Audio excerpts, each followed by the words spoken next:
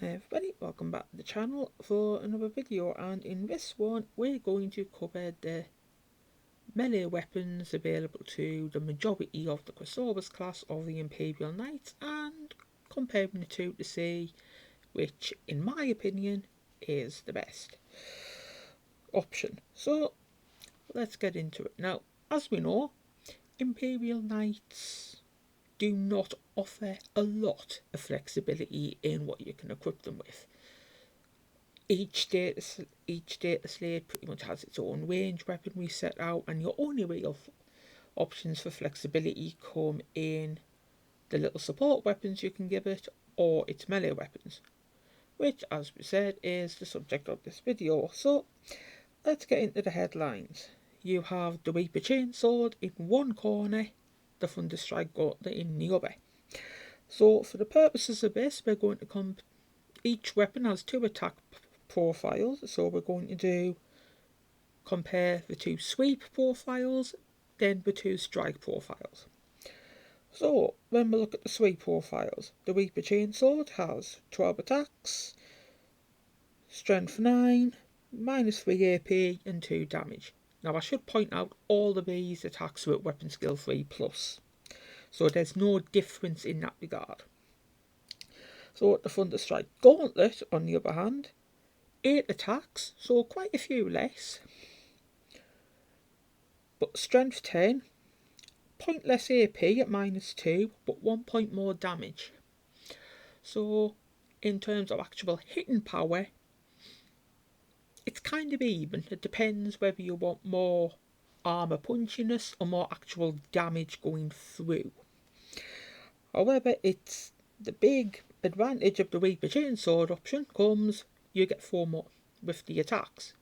You get 4 more with the sweep profile, which with Imperial Knights, more often than not, you're going to be outnumbered in the combat, so being able to take down more models surrounding you is always a good thing. So yeah, that's the tale of the tape there. And it basically boils down with the sweep profiles is, what do you want? Do you want fewer attacks that potentially hit that a bit harder and can deal with elite infantry a bit more? Or do you want more attacks that can bump off reliably more lighter and medium infantry? Next up we come to the strike profiles. Now both weigh in exactly the same number of attacks with 4.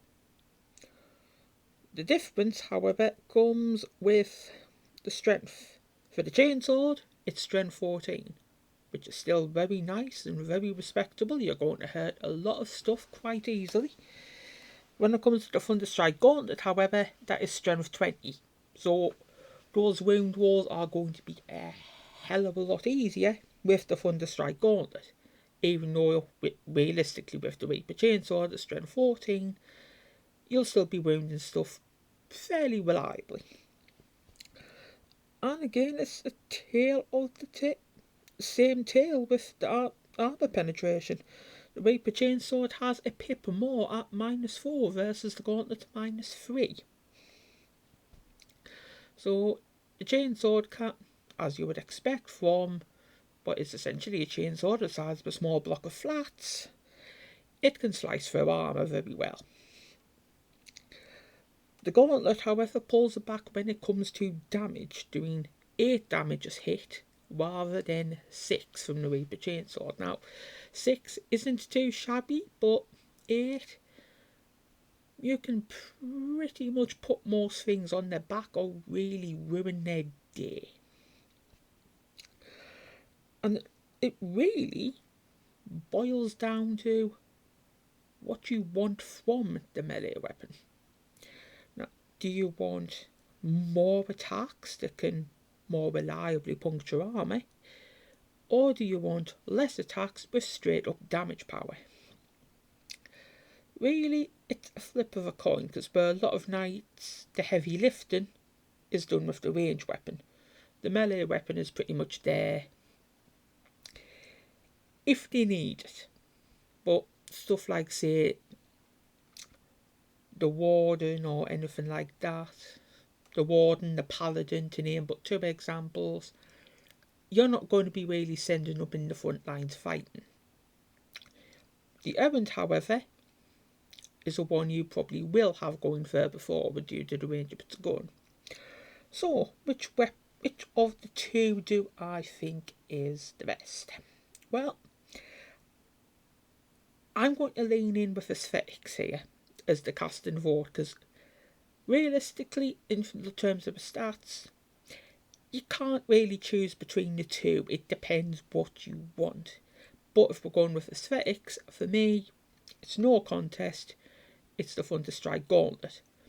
Plus, I'm nostalgic to a rule that had once in the past where you could pretty much, if it destroyed an enemy vehicle, it could just pretty much, it could pick it up and pretty much just throw it at an enemy unit. So a very cool little rule from its past, and I just think it looks absolutely badass on the models themselves. But that's just my opinion on the matter. What do you guys think? As always, let me know in the comments, and I will catch you in the next video. Bye.